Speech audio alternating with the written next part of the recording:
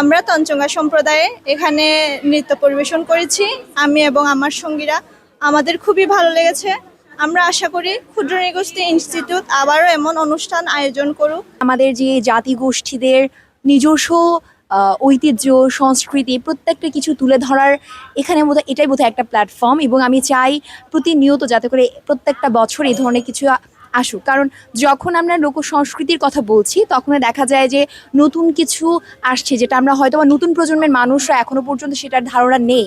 সেক্ষেত্রে আমাদের যে আমাদের সে প্রাচীন কিছু ঐতিহ্য আছে, কিছু রীতিনীতি আছে, প্রত্যেকটা কিছু ফুটিয়ে তোলার এখানে একটা প্ল্যাটফর্ম। তঞ্চঙ্গা জাতিগোষ্ঠী থেকে স্টল এনেছি, প্রদর্শনী স্টল এবং বিক্রয়ের জন্য। আর আমি নিজে উবাগীতের শিল্পী, উবাগীত পরিবেশন করে সবাইকে আমি আনন্দ দিতে পেরে আমি নিজেই খুশি।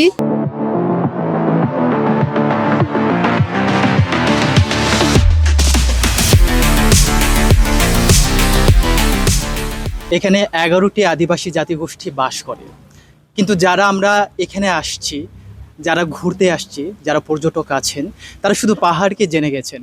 পাহাড়ে বসবাসরত জাতিগোষ্ঠীদের সম্পর্কে তাদের ধারণা খুবই কম।